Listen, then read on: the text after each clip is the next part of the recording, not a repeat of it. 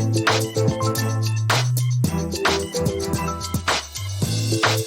guys, Lisa Savaniak here from lifelikecommute.com, and I am coming to you live again to talk today about beating imposter syndrome. So I am an NLP practitioner, and so I naturally am using NLP whenever I am looking at, anxiety, imposter syndrome, negative beliefs or limiting beliefs, all of that kind of stuff. I always look at it from an NLP perspective. So that's how I'm going to talk to you in this series about beating imposter syndrome. We're going to look at it from an NLP standpoint. So in NLP, we've got this saying, a presupposition that we say, which is that everybody's behavior has a positive intention. And what that really means is that most people, unless they are having some sort of really serious issue, most people are not going about doing anything with the intention of harming somebody else.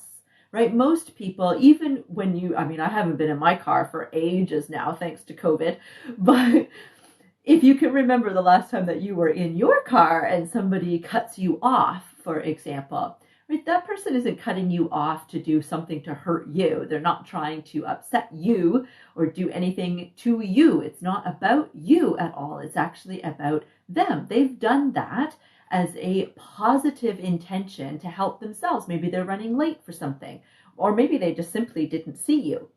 But the point is that they didn't go out of their way to actually try to cause you any kind of discomfort or harm.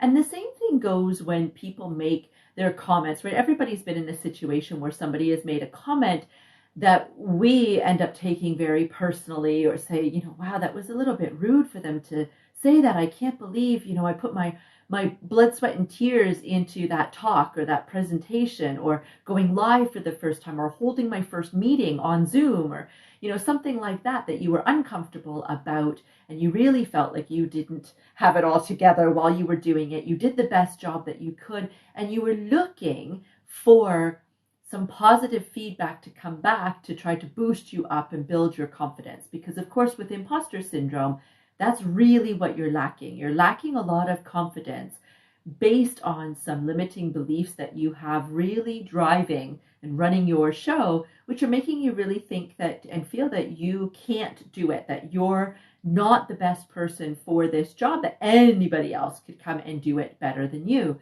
And so you're always looking for that validation from other people to be like, no, actually, that was the best Zoom presentation I've been on. Oh my gosh, you did so well.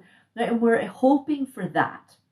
The thing is that all of those other people that are in that Zoom meeting or whatever it is we're talking about here, they don't know that that's what you need, right? They're just on their side of the screen watching a meeting, participating in the meeting or whatever is going on, and they're trying to have the positive intention for themselves. And for a lot of them, that means that as soon as the meeting is done, they're just going to end and leave, get the heck out. They're not going to stop and chit chat with you.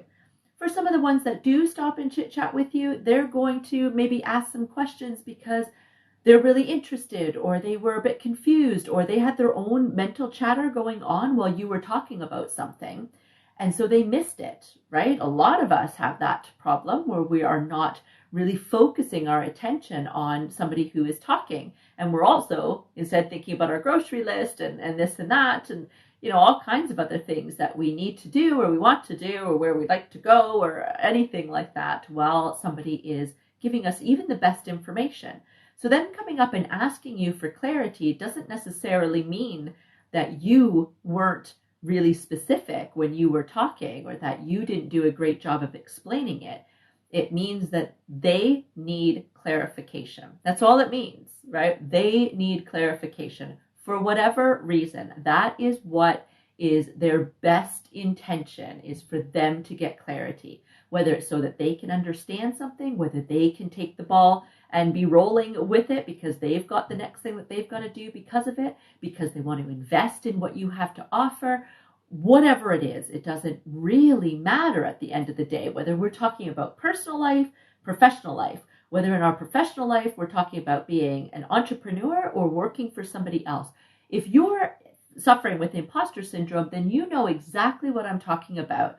When you put every ounce of effort into something and you're looking for very specific responses from people, and you could have 10 people in that crowd and 8 of them could come up and tell you you did an amazing job. One person could leave without saying anything, and one person could come up and ask for clarity.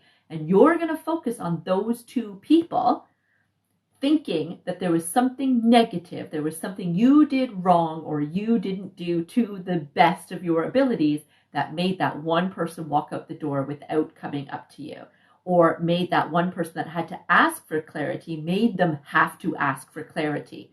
And you're going to ignore the other 8 people that came up and told you how amazing it was. Best presentation they've ever seen in their whole lives, right? It doesn't matter how positive they are. They don't matter. They're out the door. Those 2 are who you are honing in on. And you're doing it because they're the ones that are fitting with the narrative that's going on in your head. The ones that are giving you all the praise don't match that narrative.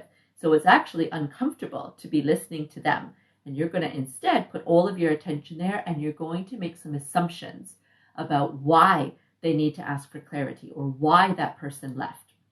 And I'm suggesting that if you can shift your perspective a little bit on it and actually remind yourself in those types of moments that whatever their action or reaction, their words, whatever we're talking about, whatever it is, they have had that behavior for a positive intention for themselves, right? They most likely didn't think about how you may perceive that.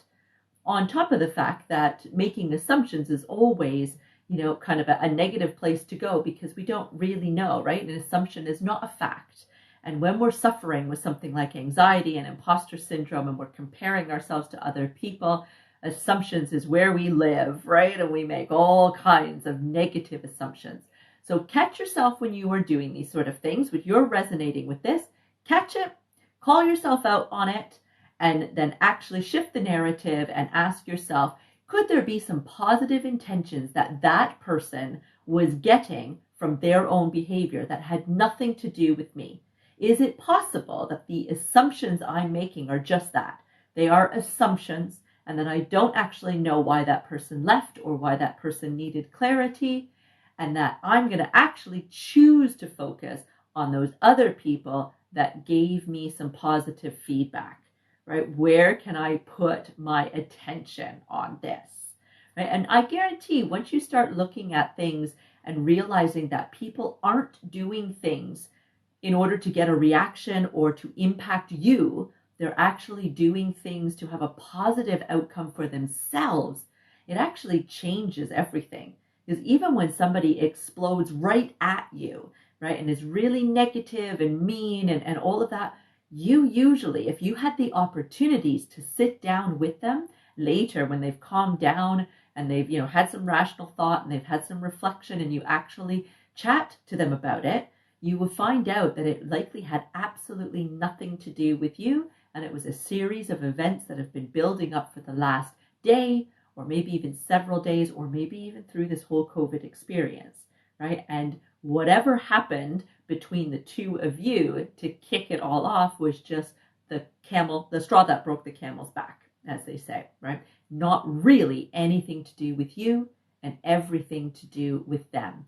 And even though being negative and being mean and, screaming at somebody else is a terrible thing and you feel awful afterwards for doing that, in that moment, you're actually getting a positive outcome for yourself because you're actually getting everything off of your chest and you're releasing that anger.